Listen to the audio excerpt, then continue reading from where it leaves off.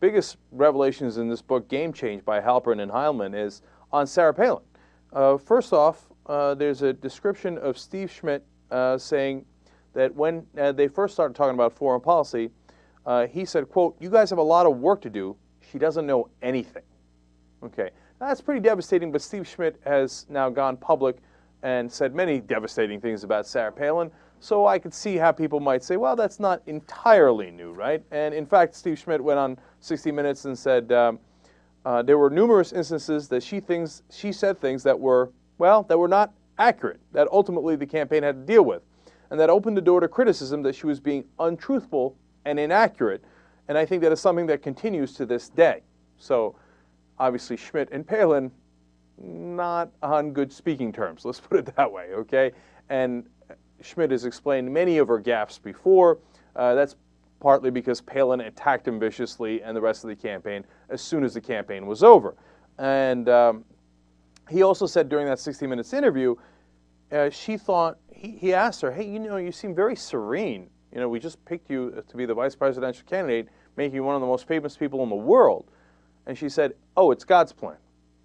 Now, a lot of people are making a big deal out of that. I don't actually, to be honest with you, because, yeah, I mean, I'm not comfortable with a vice president who thinks they're talking to God, and, usually when people talk to God, he tells them terrible things. He never tells them to go pick flowers or be nice to someone or volunteer.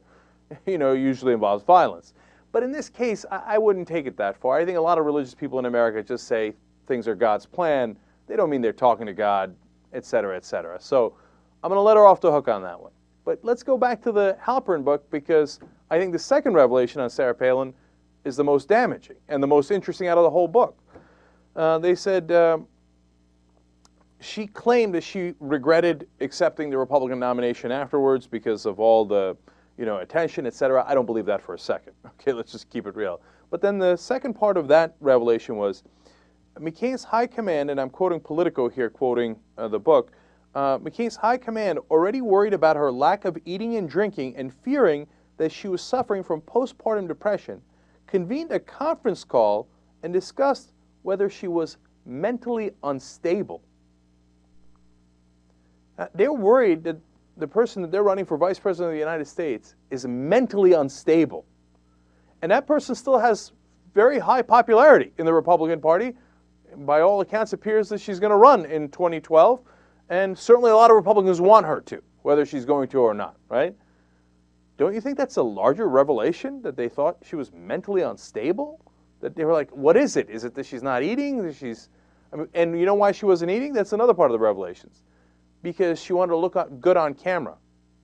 And she was nervous about her profile and the different ways that she looked on camera, so she wouldn't eat or drink. I mean, come on, bounds of reason, right? And honestly, outside of this Politico article, nary a peep on this Sarah Palin revelations. It's crazy. Okay, so now, there is good news on Sarah Palin. She has accepted a role at Fox News Channel. Now, who didn't see that coming? Okay, of course she did, of course. She'll be a regular commentator and contributor, giving her sage political wisdom on the different issues at hand. I can't wait for that. JR, get the clip machine ready. We're going to go to work on that.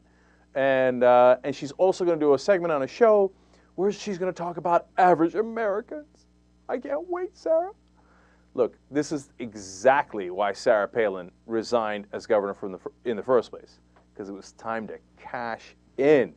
Cha-ching! She got the book. She made money off that. She's giving speaking engagements, making mad money off of that, and now she goes to cash in from Fox News. And they get to put her pretty, what a lot of people consider, and honestly I consider to be her pretty face on TV, and they go, oh, come on, hot Republican, don't you love her? And she's crazy like us, it's perfect. And she gets to make crazy money off of Fox News. Win-win for everybody. Could she do that as governor of Alaska? No. So now that she's no longer governor, and she quit, of course, only to help the good people of Alaska. Come on, please, please, Republicans, conservatives, how unbelievably naive and foolish can you be? I mean, how can you not see that? All right, well, anyway, you have her Fox News contributions to look forward to. They should be brilliant and possibly mentally unstable.